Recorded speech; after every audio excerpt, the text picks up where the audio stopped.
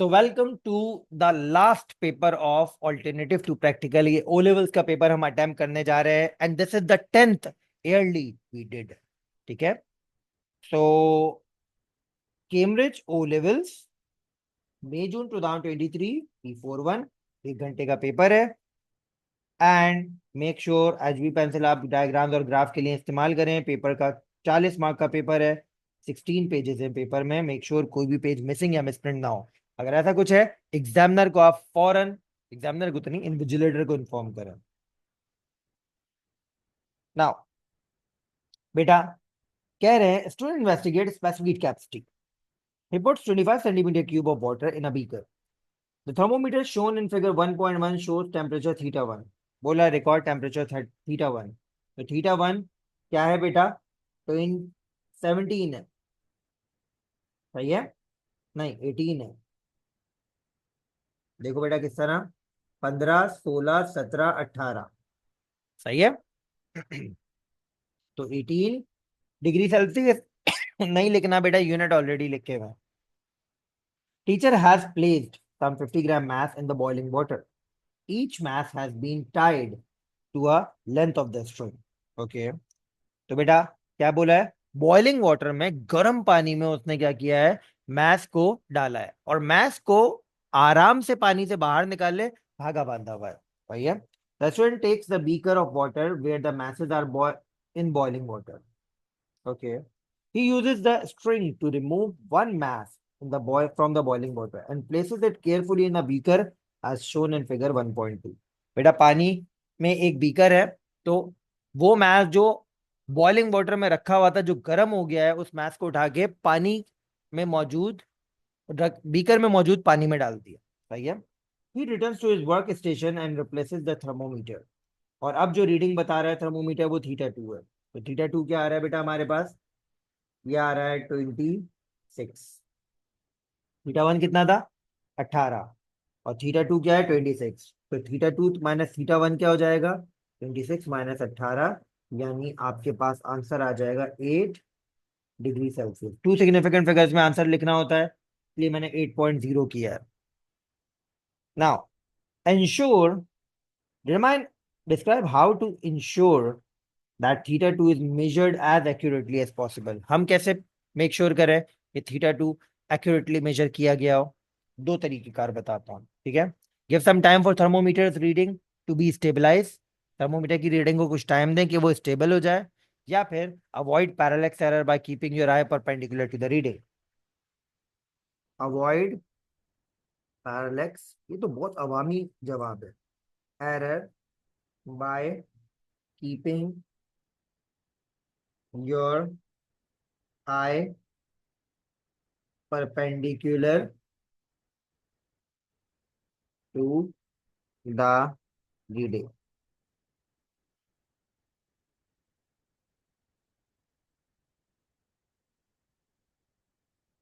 सही है। चलो, the beaker is made from the special type of glass, suggest why it is suitable. अब आपके माइक्रोवेव ओवन में ग्लास की एक प्लेट रखी हुई होती है, वो एक खास किस्म का ग्लास है जिसका नाम है पायरेक्स, जो हीट मिलने पे टूटता नहीं है। तो बीकर भी स्पेशल टाइप ऑफ ग्लास की बनी हुई है कि जब गर्म आप मैस बीकर में रखोगे तो इस हीट से बीकर टूटे ना। तो beaker may not break due to hot mass. Now specific capacity आपका फॉर्मूला गिवन है, 50 ग्राम के लिए हमने निकालनी है। तो फॉर्मूला है 4.2, थीटा 2 माइनस थीटा 1 क्या आया था बेटा? 8 डिग्री ऊपर निकाला था। एंड 200, और थीटा 2 हमारे पास क्या आया था बेटा? 26। सही है। यस। तो कैलकुलेट करते हैं क्या आंसर आ रहा है बेटा। 4.2 मल्टीप्लाई बाई 8 न्यूमरेटर में, 2 मल्टीप्लाई बाय 100 माइनस 26 डिनोमिनेटर में। आंसर आ रहा है 0.227, जो कि दो सिग्निफिकेंट फिगर में आ जाएगा 0.23। सही है। Describe two errors in the method use to determine CM। दो एरर क्या हो सकते हैं कि हमने सीएम निकाला है, उसमें क्या प्रॉब्लम हो सकती है बेटा? तो हमारे पास यहाँ पे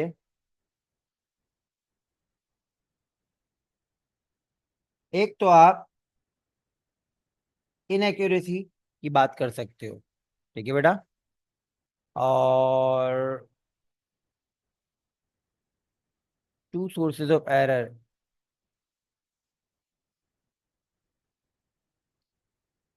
और टू इम्प्रूवमेंट। बेटा एक सोर्स ऑफ एरर तो ये लिख दो, heat loss into the surrounding.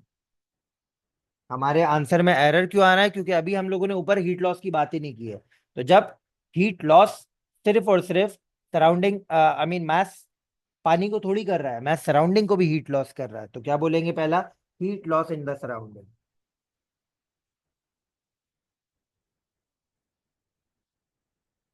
और बेटा नीचे देखो क्या लिखा हुआ है, सजेस्ट टू इम्प्रूवमेंट। तो बेटा इसकी इम्प्रूवमेंट क्या है? To avoid heat loss, comma cover the beaker with insulation.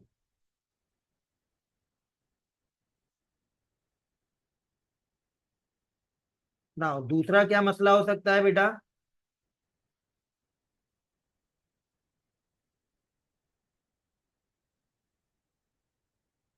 Temperature of water is not same everywhere. हर तरफ पानी का टेम्परेचर बराबर नहीं है, तो क्या लिखेंगे बेटा? To make sure temperature of water is same everywhere,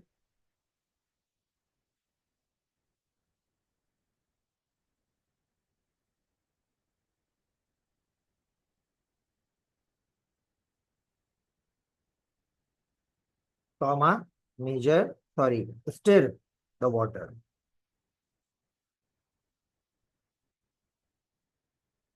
then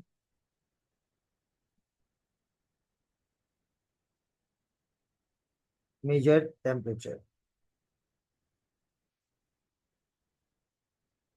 water को स्टिर करो, उसके बाद आपने क्या करना है बेटा? टेम्परेचर मेजर करना है।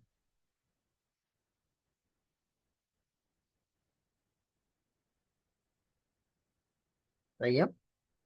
ये हमारा पहला क्वेश्चन कंप्लीट हो गया। नाउ लेट्स मूव अहेड, आगे बढ़ते हैं और देखते हैं क्या सिनेरियो है हमारे पास। Question number 2 is the electrical question. Student investigate the thermistor. भाई स्टूडेंट थर्मिस्टर के बारे में बात कर रहा है, और डायग्राम बनी हुई है। डायग्राम में 3 सेल्स की बैटरी है, ओपन स्विच है, रेजिस्टर है, थर्मिस्टर है, एंड वोल्टमीटर थर्मिस्टर के पैरेलल है। बोला है सर्किट डायग्राम बनाओ। सही है भाई, 3 सेल है ना, तो मैं 3 सेल की ही बैटरी बनाऊंगा। देखो किस तरह।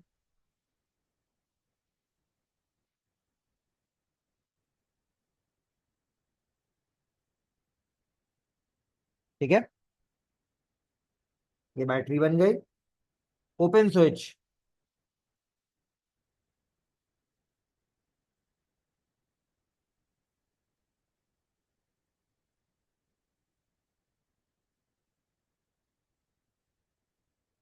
ये ओपन स्विच आ गया। देन रेजिस्टर,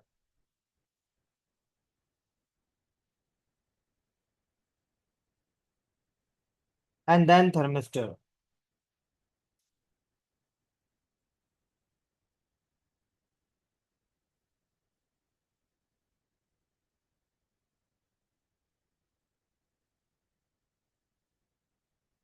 और इसको कनेक्ट किया हमने यूं,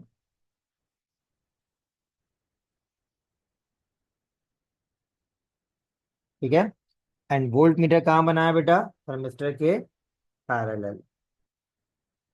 And keep this in mind, diagram is not a diagram without labeling, so you have to label each and everything. जब भी पैरेलल में चीज बनाओ इस तरह ब्लॉक बनाया करो बेटा। This make sure that you are done with the good electrical connection. तो ये बैटरी है, ये स्विच है, ये रजिस्टर है, ये थर्मिस्टर है,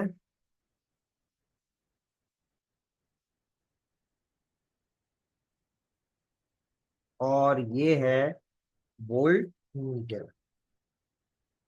सही है। चलो नाउ आगे बढ़ो। The student measure the temperature of the room. सही है। And record that in the table. भाई रूम टेम्परेचर क्या है? 20 डिग्रीज। और figure shows the reading VW on the volt meter during the room temperature. सही बेटा, ये रूम टेम्परेचर की रीडिंग है। सही है। क्या आ रही है बेटा? एग्जैक्ट 2.0 आ रही है। सही है। नाउ आगे बढ़ो। जैसा beaker containing ice and water, beaker है जिसके अंदर आइस और वाटर है near the thermistor. Okay, student measure the temperature of ice and water. 0 degree आ रहा है। और जब थर्मिस्टर को beaker of ice and water में रखा है 1 मिनट के लिए, तो वोल्ट मीटर की रीडिंग आ रही है ये। तो बेटा ये हमारे पास क्या है? आइस प्लस वाटर वाली रीडिंग है। और इसकी वैल्यू क्या आ रही है? 2.9। सही है। तो मैंने अपनी याद दहानी के लिए यहाँ पे लिख दिया कि रूम टेम्परेचर पे ये वैल्यू है, और आइस प्लस वाटर पे हमारे पास ये वाली वैल्यू है। सही है। बोल रहा है calculate the average change in the voltage for 1 degree temperature change delta VAV। Formula given है। सही है बेटा। वाई न्यूमरेटर में हमारे पास क्या है बेटा? वोल्टेज, तो वोल्ट। डिनोमिनेटर में डिग्री सेल्सियस टेम्परेचर है, तो डिग्री सेल्सियस। तो यूनिट क्या आ जाएगा? वोल्ट पर डिग्री सेल्सियस। सही है। बोला state the unit of your answer, हमने पहले ही यूनिट लिख दिए। चलो VAV कैलकुलेट कर। बेटा VC कितना है हमारे पास? ये रहा 2.9, जो ऊपर मेजर किया था हमने। माइनस VW कितना है? 2 ओवर TW कितना है? 20। और TC क्या है? 0। तो बेटा आंसर आ रहा है हमारे पास 0.045। सही है। क्लियर? 0.045। अब जो पार्ट आ रहा है ना वो थोड़ा टेक्निकल है, गौर से सुनिएगा। सही है। बेटा यहां पर अगर मैं बोलता हूं कि भाई मेरी बॉडी का टेम्परेचर है 37 डिग्री सेल्सियस, किसके मुकाबले में? रेफरेंस टेम्परेचर के मुकाबले में। और कौन है रेफरेंस टेम्परेचर? 0 degree Celsius. सही बेटा। मैं बोल रहा हूं मेरी बॉडी का टेम्परेचर 37 डिग्री सेल्सियस है, तो वो किसके मुकाबले में? रेफरेंस टेम्परेचर के मुकाबले में। और 0 डिग्री सेल्सियस को हम रेफरेंस टेम्परेचर ले रहे हैं। सही है। इसी तरह ये जो वैल्यू है ना, ये हम रेफरेंस के तौर पे यूज कर रहे हैं। सही बेटा। तो अगला क्या बोल रहा है? Use your answer in D1 to predict the voltage VPB across the thermistor when the thermistor is at body temperature. जब थर्मिस्टर बॉडी टेम्परेचर पे है, तो इस टेम्परेचर को क्या बोल रहे हैं? वो VTB। तो कितना है बेटा? 37। सही है। तो बोल रहे हैं वोल्टेज ऑफ बॉडी टेम्परेचर निकालो, VPB निकालो। आगे क्या बोल रहे हैं सुने। You may assume that average change in voltage for 1 degree temperature change is VAV which is constant। तो मैं VAV की यही वैल्यू लेके जाऊंगा। अब देखो मैंने क्या बोला है बेटा? एक मिनट, ये तो रूम टेम्परेचर है, ये रेफरेंस टेम्परेचर है बेटा। तो मैं इस रेफरेंस टेम्परेचर को यहीं रखूंगा। और इंस्टेड ऑफ रूम टेम्परेचर मैं फॉर्मूला डिजाइन करूंगा इस तरह कि VC के बजाय VPB आ जाए एंड TC की जगह TPB आ जाए। बाकी TW और TC अपनी जगह पे रहे। TW नहीं नहीं, उल्टा लिख दिया, सॉरी सॉरी सॉरी। ये हमारा रेफरेंस है ना, इसको नहीं छेड़ेंगे हम। VC ऐसे ही रहे और TC ऐसे ही रहे। सही है। रूम टेम्परेचर के बजाय हम बॉडी टेम्परेचर लिखते हैं। बोला सही था, लिखा उल्टा था। एंड रूम टेम्परेचर पे जो वोल्टेज आ रहा है, तो VW के बजाय VPB लिखते हैं। एक मरतबा फिर बता देता हूँ, ये टेक्निकल पार्ट है, मुश्किल से समझ में आता है। बेटा हमसे बोला गया है हमारे पास VAV कांस्टेंट रहेगा, तो फॉर्मूला तो यही फॉलो होगा। अब मैंने बोला रेफरेंस टेम्परेचर 0 डिग्री है, तो 0 डिग्री टेम्परेचर ये है, और 0 डिग्री पे जो रीडिंग आ रही है ये है। तो ये हम अपने फॉर्मूला में से नहीं हिलाएंगे। सही है।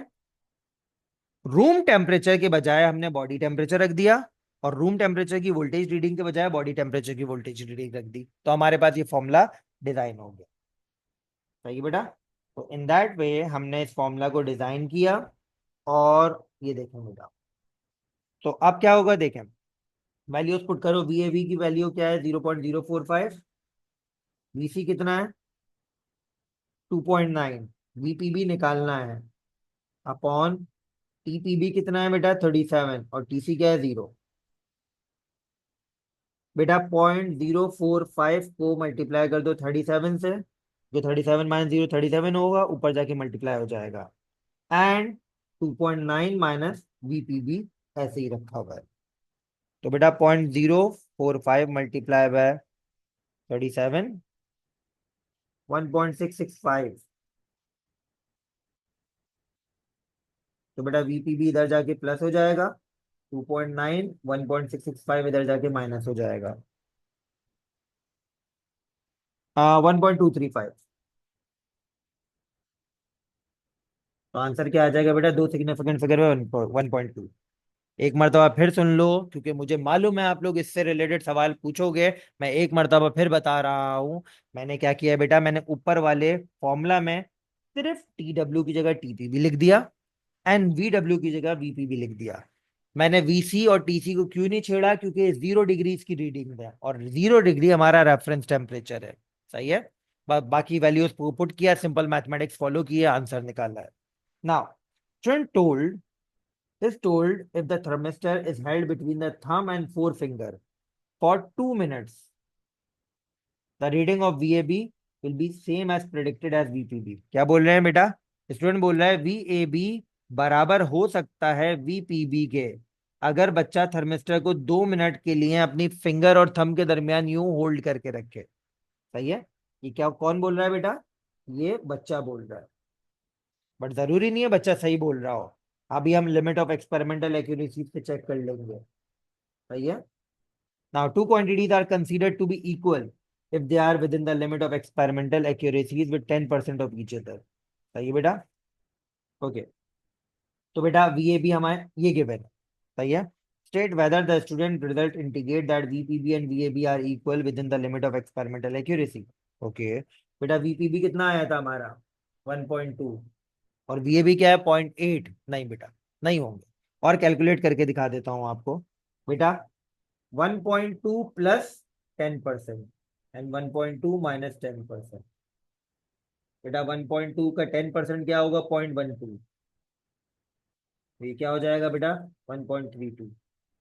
एंड 1.2 का माइनस 0.12 10%, तो ये क्या होगा बेटा, 1.08। तो रेंज क्या आ रही है हमारे पास, रेंज आ रही है 1.08 से 1.32 वोल्ट। सही है। तो हमारा जो V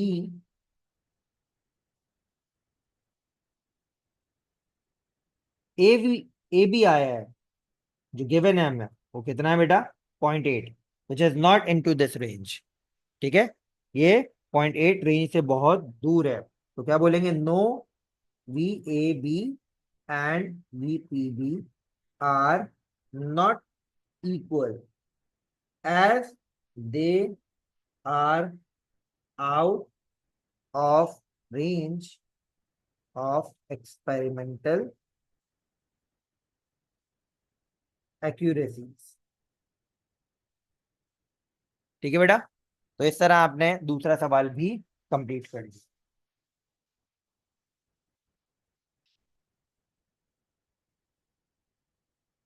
चलें अब आगे बढ़ते हैं, let's move toward the third graph question. Student investigate the following math. The student uses the apparatus as shown।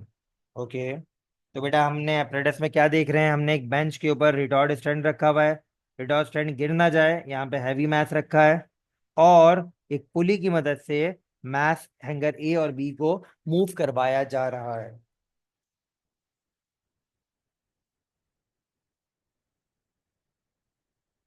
चलो, bottom of the mass hanger A is at a height h above the floor as shown। The student places one end of the meter rule on the floor and the other end near the mass hanger। बेटा student ने कैसे metre rule place किया है, कि एक end of the metre rule floor पर है और दूसरा end of the metre rule बेटा मैथ हैंगर से यूं अटैच हुआ है, मतलब यूं करीब रखा हुआ है। सही है। तो मैं मीटर रूल मेंशन कर देता हूं। ऐसे डायग्राम बनाने का बोला नहीं है, मैं अपनी एफिशिएंसी दिखा रहा हूँ या आपको समझाने के लिए बता रहा हूँ। सही है बेटा। तो ये देखो, मीटर रूल में कितने सेंटीमीटर होते हैं? 100 सेंटीमीटर होते हैं। तो उसने बोला है इसका बॉटम मीटर रूल का फ्लोर पर है। तो बेटा अगर ये 1 है तो नीचे कितने डिवीजन होंगे रिमेनिंग? तो 1 में से 100 में से अगर 1 ऊपर है तो रिमेनिंग कितने हुए? 99। तो 99 डिविजन हमारे पास आ गए नीचे। सही है बेटा। तो स्मॉल एच आ गया हमारे पास 99। ठीक है बेटा। फिर दोबारा सुनो, अगर 1 सेंटीमीटर हमारे पास ऊपर है तो रिमेनिंग कितने होंगे नीचे? 99 सेंटीमीटर। ठीक है। Now describe one source of error while measuring h and suggest one improvement। बेटा एक सोर्स ऑफ एरर, अब देखो दुनिया का सबसे अवामी एरर बच्चे की नजर में है पैरालेक्स एरर। तो पूरी जिंदगी पैरालेक्स एरर के सहारे तो नहीं गुजार सकते, तो यहाँ पे कुछ अलग लिखते हैं। ठीक है। उसके अलावा भी तो हम थोड़ा सा एक्सपोजर हासिल करें ना। तो हम बोलेंगे metre rule may not be vertical. Metre rule may not be vertical. And how do we make sure that meter rule is vertical? To make sure meter rule is vertical, use set square। ठीक है। ये भी बोल दो as shown in 3.1।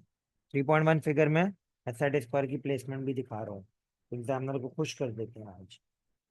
ये लो। सही है। And diagram is not a diagram without labelling. बोला नहीं है बेटा डायग्राम बनाने का, मैं अपने आंसर को सपोर्ट करने के लिए बना रहा हूं। सही है। आगे बढ़ो। The student places mass M on of 5 gram on mass hanger A. Additional masses causes the mass hanger A to descend slowly. The student uses stopwatch to take 3 readings. Okay. Time interval की बेटा कितनी readings आई हैं? 3 readings. और ये 3 readings है, बोला determine the average time है for the mass hanger to descend. Okay, तो बेटा एवरेज कैसे निकालेंगे? 6.11 प्लस 5.87 प्लस 6.02 और डिवाइड बाय टी कर देंगे टू टेक एन एवरेज। तो आई थिंक इसका आंसर 6 आएगा। आइए चेक कर लेता हूँ। 6.11 5.87 6.02 डिवाइड बाय 3। यस। ओके, तो 6 आंसर आ रहा है। एक दो सिग्निफिकेंट फिगर्स पे 6.0 लिख दिया। Now the student repeat the measurement with different message. Record the measurement of B1 from in table 1। 3.1 में अपनी मेजरमेंट रिकॉर्ड करो। बेटा ये क्या था? ये था हमारे पास 6.11 5.87। देखो जो ट्रेंड है टेबल का वही फॉलो कर रहा हूँ। ठीक है। 2 डेसिमल प्लेसेस एंड 6.02। लेकिन यहाँ पे क्या ट्रेंड है बेटा? 2SF, तो 6.0। तो math slash gram and time average slash second. तो यहाँ पे ये भी लिख सकते हो T1 slash second, T2 slash second, T3 slash second. सही है बेटा। T2। सही है। अभी नहीं थी, अभी नहीं थी। यार देखो फिर डांट रही है मुझे। चलो आगे बढ़ो। Now, on the grid provided on page 11, plot a graph of T average on y-axis and M on x-axis। Best fit curve बनाना है। T average y-axis पे बेटा, तो T average हमारे पास y-axis पे and M slash gram x-axis पे।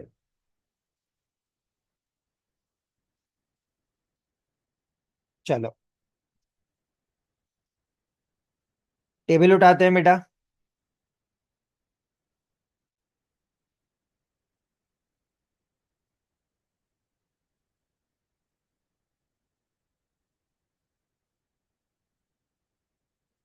Maths का access आ रहा है।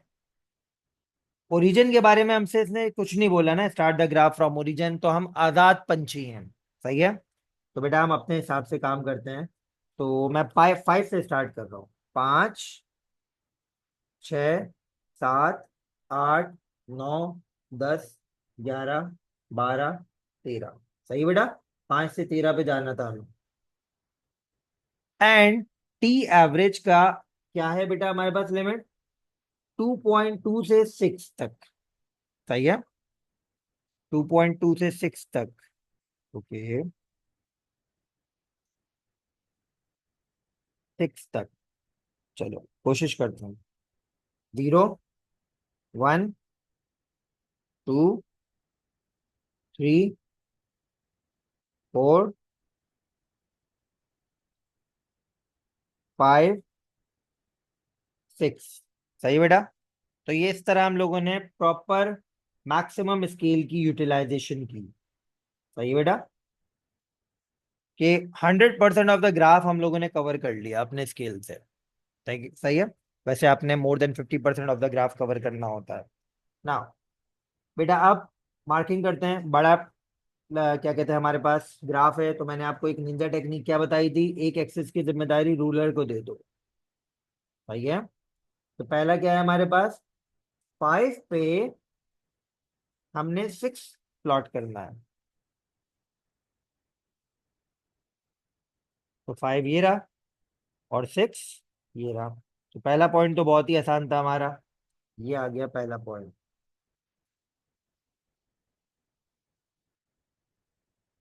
ठीक है। देन 7 पे 4.2 प्लॉट करना है। 7 पे 4.2। 4.2 किधर आएगा बेटा? आ, ये आएगा। सही है। किस तरह बेटा? 4, 4.1, 4.2। देन 9 पे 3 प्लॉट करना। 9 ये आ गया एंड 3 ये आ गया।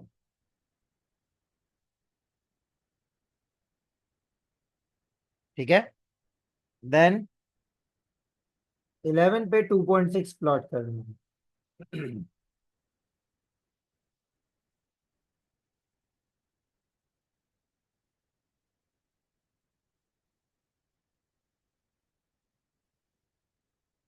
एंड फाइनली 13 पे 2.2 प्लॉट करना। तो 13 बिल्कुल एंड वाला है।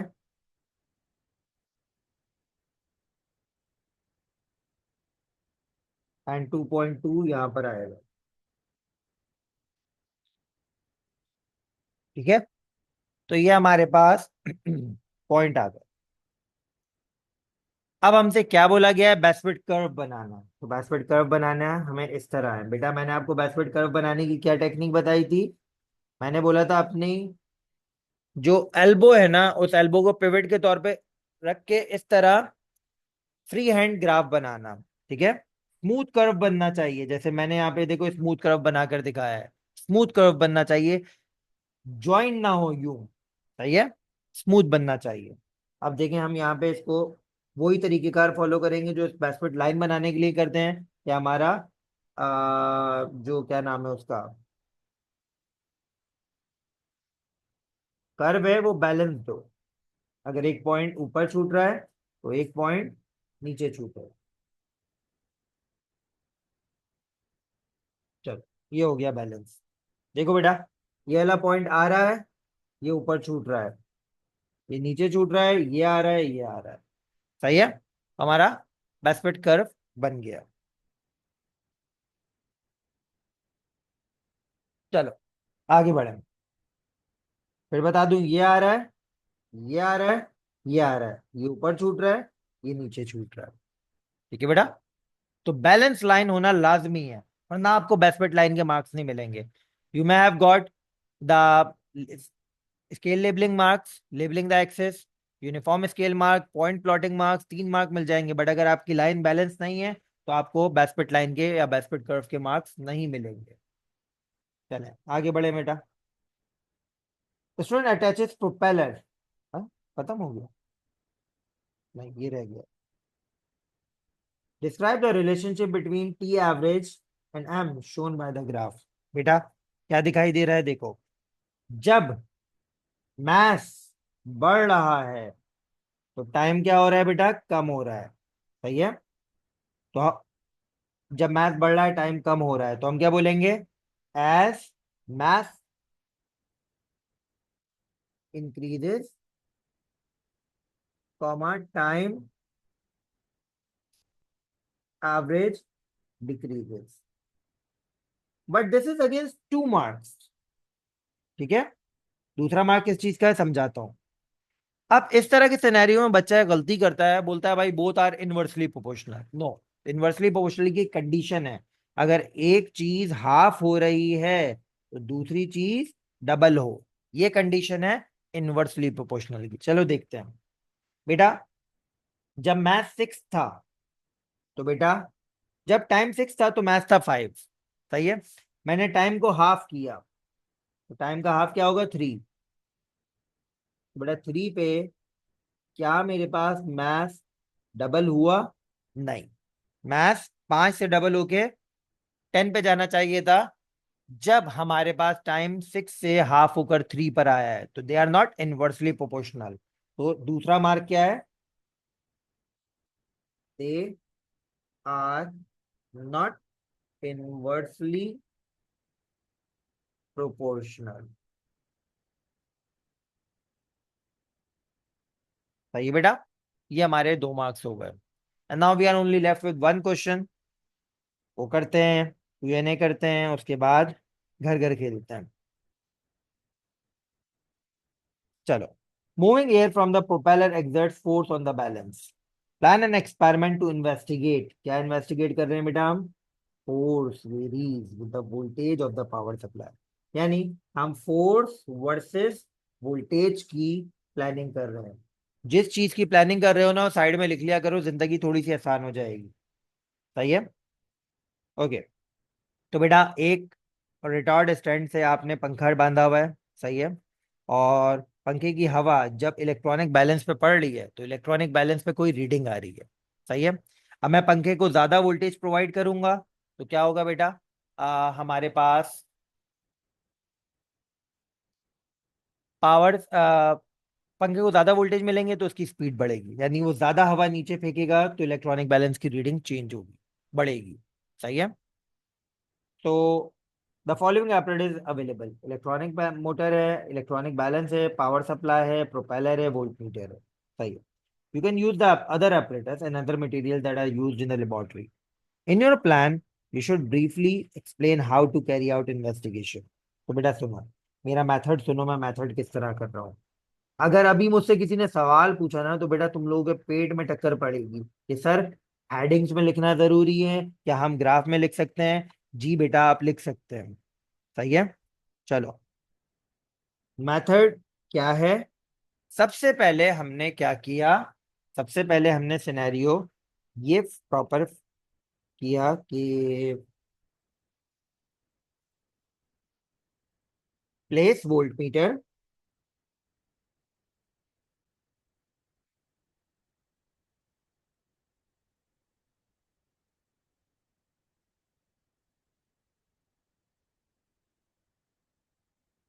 in parallel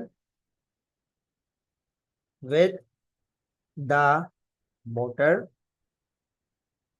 and switch on power supply। सही है।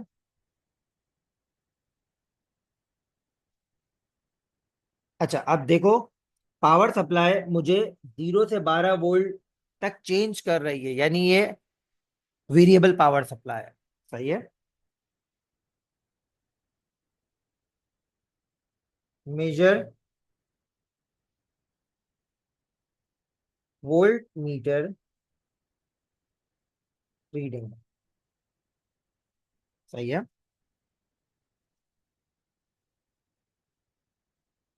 And then measure the electronic balance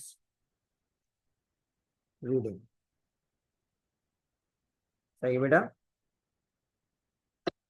repeat the process by changing voltage of power supply until you have six set of readings।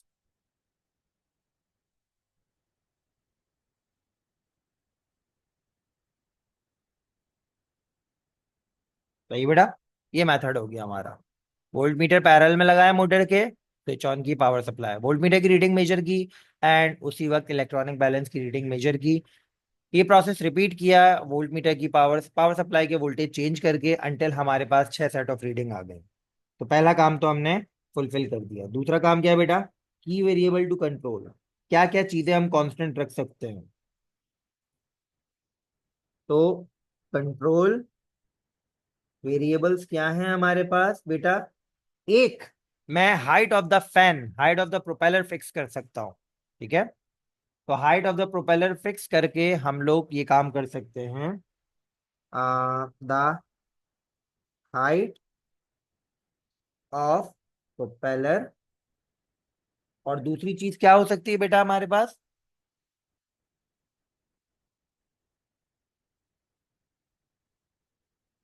एक आप लिख सकते हो, प्रोपेलर के बिल्कुल नीचे इलेक्ट्रॉनिक बैलेंस रखा हुआ हो। ठीक है। दूसरा आप लिख सकते हो बेटा, type of the motor same हो। सही है। तो ये लिख सकते हो, height of the propeller and height of the propeller and type of propeller या मोटर आर केप्ट कांस्टेंट। सही है। ये कंट्रोल वेरिएबल जो हमने कांस्टेंट रखने हैं वो कर लिया। अब क्या बोल रहा है बेटा? टेबल बनाने का बोल रहा है एंड कंक्लूजन की बात कर रहा है। तो दोनों काम एक साथ करते हैं। टेबल मैं ऊपर बना देता हूँ, टेबल मैं यहाँ बना रहा हूँ। तो बेटा टेबल बनाने के लिए हमने क्या किया?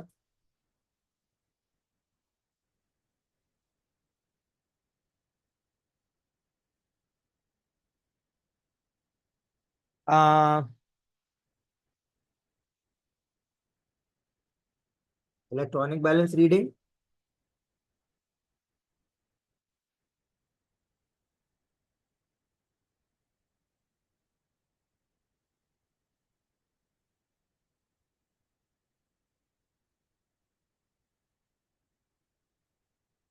फ्लैश ग्राम, और दूसरा क्या है बेटा हमारे पास? Volt meter reading slash volt. एक मिनट रुको, इसमें फोर्स बोला है ना? फोर्स तो एक minute, electronic balance reading slash newton करो। सही है।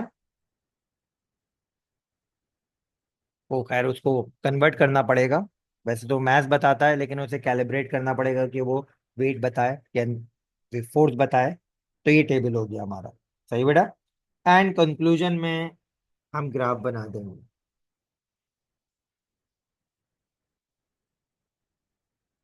Plot a graph of volt meter reading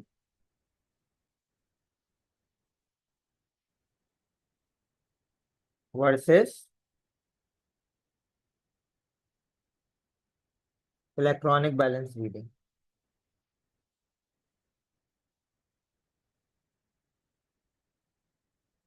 ठीक है। ये हमारा पेपर खत्म हो गया। Opening the chat box.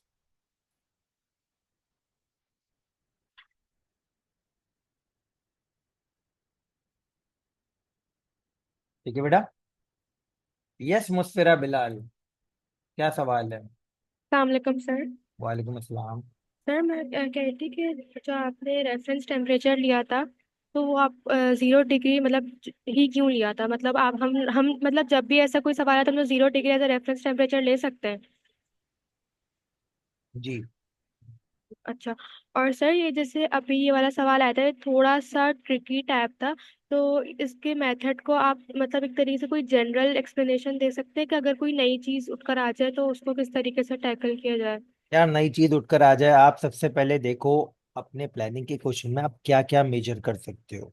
सही है, तो देखो मैंने क्या किया है। मैंने सबसे पहले देखा वोल्ट मीटर अवेलेबल है, बट लगाया नहीं है उसने, तो मुझे डायग्राम में दिख रहा है वोल्ट मीटर नहीं लगा हुआ। तो सबसे पहले मैंने बोला कि भाई वोल्ट मीटर पैरेलल में प्लेस करो। पावर सप्लाई हमने ऑन की। पावर सप्लाई ऑन करने के बाद हमने वोल्ट मीटर की रीडिंग मेजर की। सही है। उसी वक्त हमने जो पंखे की हवा इलेक्ट्रॉनिक बैलेंस पे पड़ रही है उसको मेजर किया। तो सबसे पहले तो आपने माइंड में ये रखना है जो दो क्वांटिटीज पे आप खेल रहे हो उनकी मेजरमेंट आप बताओ। सही है। वंस आपने मेजरमेंट बता दी, तो आपने उसके साथ साथ क्या करना है, बाकी और भी कोई चीज है जो आपने मेजर करनी है या फिर स्टार्टिंग प्रोसीजर करना है वो समझाओ।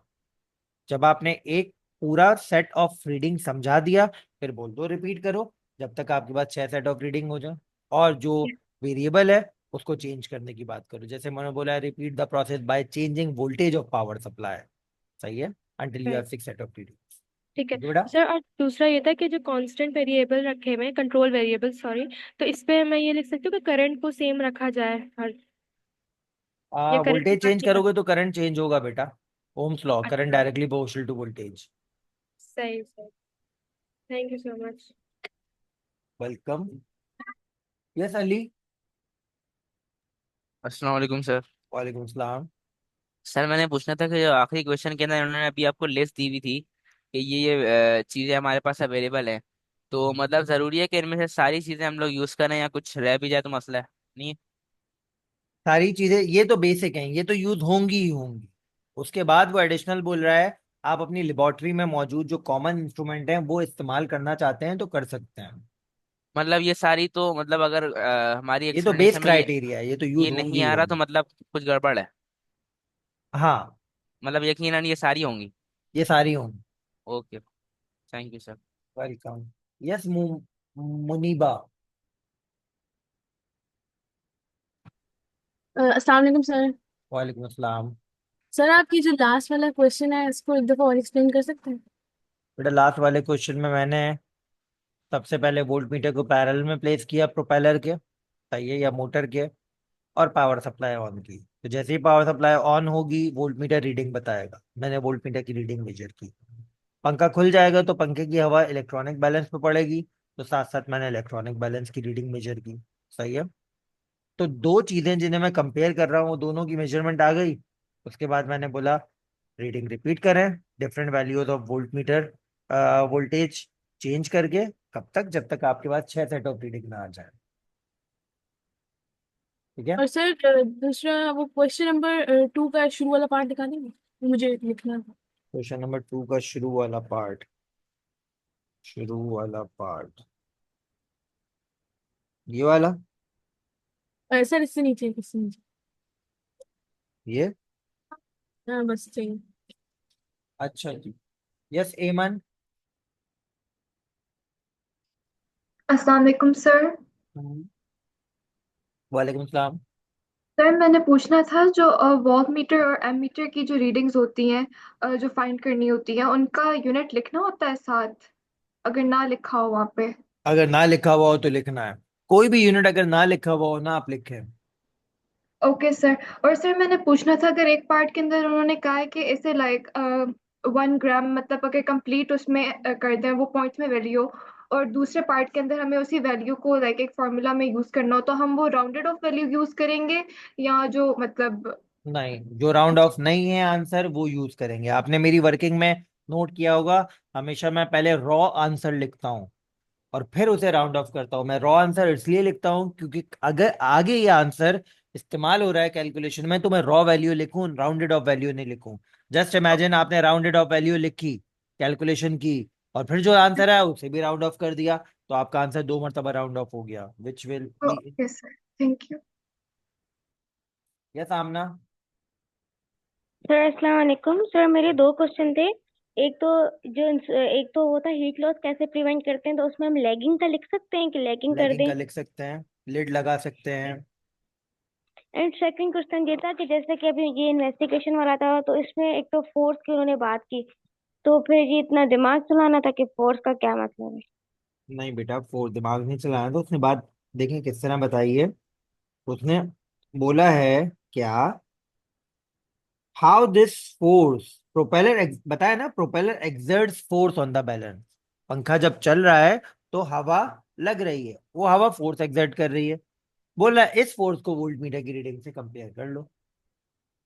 अच्छा। एंड सर थर्ड मेरा क्वेश्चन वो था कि वो जिसमें परसेंटेज निकाल के वो जो एक्यूरेसी वाला क्वेश्चन था, एक दफा आप वो बता देंगे, एक्सपेरिमेंटल एक्यूरेसी वाला जो था।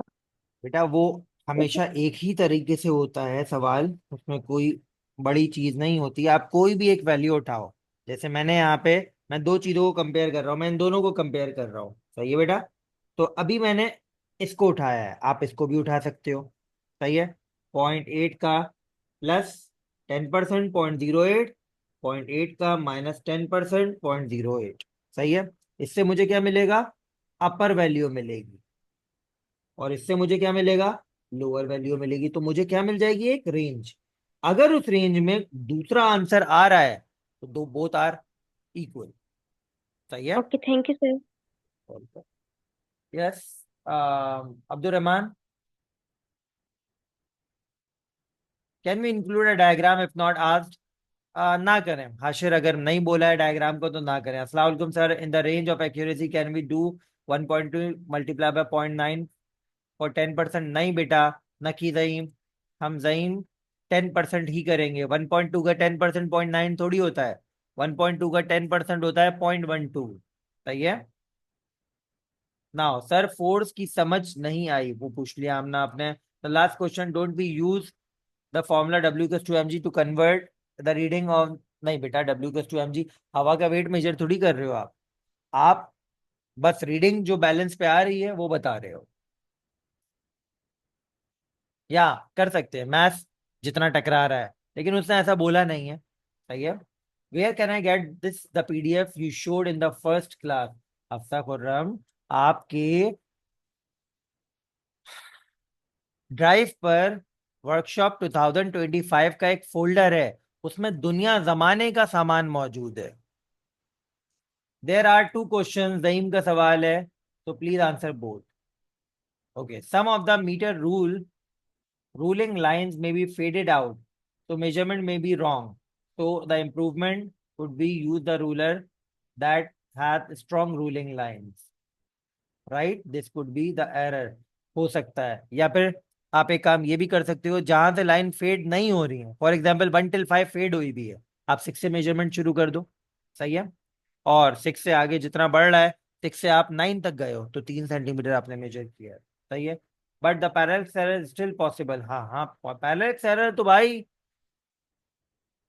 हमेशा, मतलब बड़ा खतरनाक एरर है ये, सही है। Can we write speed of the motor in the, नहीं बेटा, constant variable speed of the motor कैसे हो सकता है दयान। अगर आप वोल्टेज बढ़ाओगे तो मोटर की स्पीड तो बढ़ेगी ना, सही है। तो स्पीड बढ़ रही है तो वही तो, तभी तो वो ज्यादा हवा इलेक्ट्रॉनिक बैलेंस पे स्ट्राइक करवा रहा है। Sir we have to give the headings. देखो पूछ लिया मैंने, डिस्क्लेमर दिया है कि ये सवाल अगर किसी ने पूछा तो पेट में टक्कर पड़ेगी। माहीन तैयार हो जाओ तुम, आपके ऊपर है। मुझे अच्छा लगता है हेडिंग्स के साथ जवाब लिखना, आपको अच्छा लगता है पैराग्राफ में लिखना, हम दोनों सही हैं। Do we have to give the अर्थ, can we explain the method we use in the planning question. समावी कर दिया explain. At which time the recording and PDF will be uploaded. Tania, तकरीबन 11 बजे तक। PDF तो फौरन हो जाएगा, रिकॉर्डिंग 11 बजे तक होगी। Can you explain how to calculate the focal point again.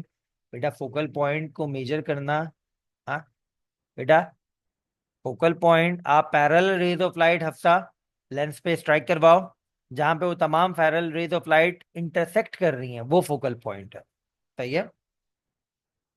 चले बेटा, यही सवाल थे अभी तक के। आई होप सबके जवाब दे दिए मैंने। Kindly explain the method we use in planning. समाधि अभी बताया बेटा, प्लानिंग में हम लोगों ने क्या किया है, हम लोगों ने मीटर, वोल्ट मीटर को प्रोपेलर के पैरेलल प्लेस किया। And when we start the power supply, volt metre की रीडिंग रोड की पावर सप्लाई की वजह से प्रोपेलर ऑन होगा, तो वह हवा को इलेक्ट्रॉनिक बैलेंस पे स्ट्राइक करवाएगा, जिसकी वजह से इलेक्ट्रॉनिक बैलेंस की कुछ रीडिंग आएगी, वो मेजर की। We repeated this process by changing the power supply voltage until we have 6 set of readings। सही है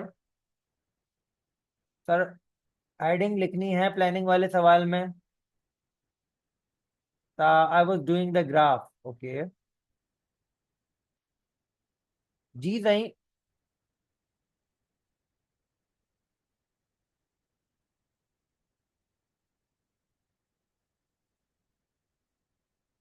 बेटा 10% पे खेलो, आप कोई भी वैल्यू है ना उसका 10% पे खेलो सही।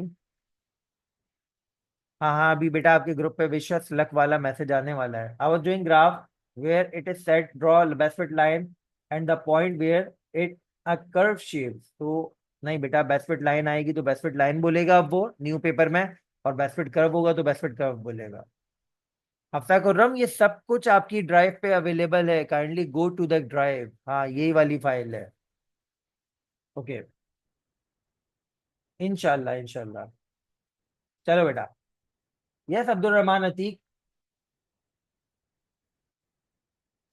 सर मैं वो पूछना चाह रहा था कि सबसे पहले वो आपने एक वो वोल्टेज वाला क्वेश्चन करवाया था बेटा कि अब्दुल रहमान थोड़ा सा दूर से बोलो, बहुत कम आवाज आ रही है। आवाज़ आ रही है सर।